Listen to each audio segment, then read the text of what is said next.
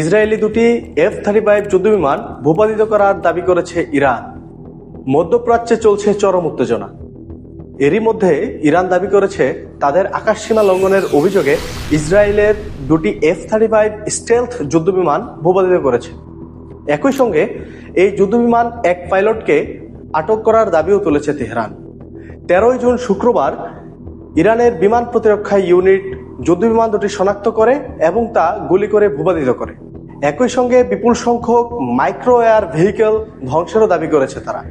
ইরানি সামরিক সূত্র থেকে জানা যায়, আটককৃত পাইলট বর্তমানে নিরাপদ ও হেফাজতে আছেন এবং তাকে জিজ্ঞাসাবাদ করা হচ্ছে। এর আগে একই দিনে ইসরায়েল ইরানের একাধিক পরমাণু স্থাপনায় হামলা চালায়। এতে বিপ্লবী গার্ডের প্রধান জেনারেল হোসাইন সালামি, সশস্ত্র বাহিনীর প্রধান জেনারেল মোহাম্মদ বাঘেরি এবং কয়েকজন পরমাণু বিজ্ঞানী নিহত হন বলে ইরানি রাষ্ট্রীয় গণমাধ্যম নিশ্চিত করে। পাল্টা জবাবে অপারেশন ট্রু প্রমিস 3 নাম দিয়ে তেল আবিব ও জেরুজালেমে দূরপাল্লার ক্ষেপণাস্ত্র হামলা চালায় ইরান।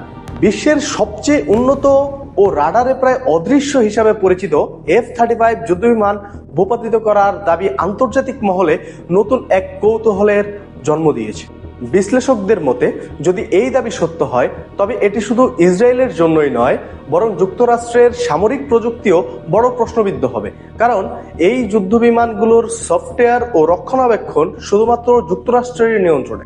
বিশেষজ্ঞদের আশঙ্কা, ইরান ইসরায়েল দ্বন্দ্ব সরাসরি যুদ্ধে রূপ নিতে পারে। পরমাণু স্থাপনায় হামলা, উচ্চপদস্থ কর্মকর্তাদের মৃত্যু ও যুদ্ধবিমান ভূপাতিত করার মতো ঘটনা পরিস্থিতিকে আরো জটিল করে তুলেছে। বিশ্ব সম্প্রদায় এখন মুখিয়ে রয়েছে ইসরায়েল এই পরিস্থিতিতে কি প্রতিক্রিয়া জানায় এবং জাতিসংঘ ও বিশ্ব শক্তিগুলো এতে কতটা কার্যকর ভূমিকা রাখতে পারে।